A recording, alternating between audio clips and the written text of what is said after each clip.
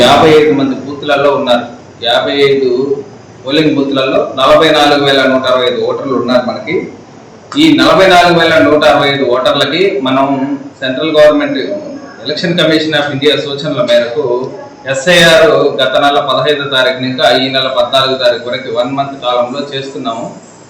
ఇప్పటి వరకు సో ఈ రోజు మధ్యాహ్నం 12 గంటల వరకు మనకి ఇప్పటి వరకు 29,673 ఫామ్స్ మాత్రమే ఓటర్ల దగ్గర ఇంకా తిరిగి మన బిఎల్ఓలకి అందాయి. వీళ్ళు ఇచ్చిన ఫామ్స్ పూరా 44,165 క్లెయిమ్స్ ఫామ్స్ వాళ్ళకి ఇస్తే తిరిగి మనకి 29,673 వచ్చినాయి. ఇప్పటి వరకు శాతం పరంగా తీసుకుంటే 69.13% వరకే మనకి డిజిటలైజ్ అయినాయి. సో మనకి election commission of India guide lines ప్రకారం ఈ నెల 14వ తేదీలోపు అన్ని 100% డిజిటలైజ్ చేయాలా.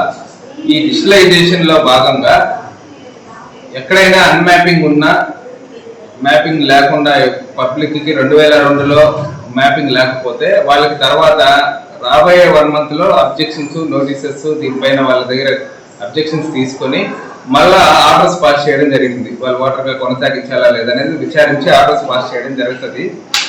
సో ఇప్పటి వరకు మనం చేసిన ఈ విచారణలో 534 మంది చనిపోయినట్లుగా 534 ఓటర్లు చనిపోయినట్టుగా మన బిఎల్ఓలు గుర్తించినారు.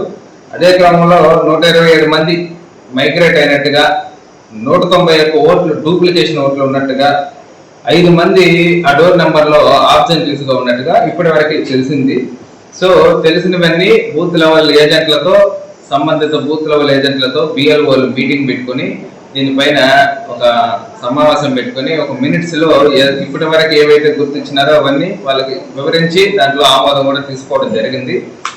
సో నేను ప్రజలకు విజ్ఞప్తి చేసేది ఏమంటే, మనకి ఎక్కువ కాలం లేదు, ఒక 6 రోజుల కాలమే ఉంది కాబట్టి అందరూ ప్రజలు వాళ్ళకి ఇచ్చిన ఎన్యూమరేషన్ ఫామ్స్ ఫిల్అప్ చేసి ఫోటో అంటించి సిగ్నేచర్ సంతకం పెట్టి తిరిగి బిఎల్ఓలకి, బిఎల్ఓ డేటా మీకు తెలియకపోతే కూడా ఎన్యూమరేషన్ ఫామ్ పైన బిఎల్ఓ పేరు, ఫోన్ నెంబర్ ఉంటుంది.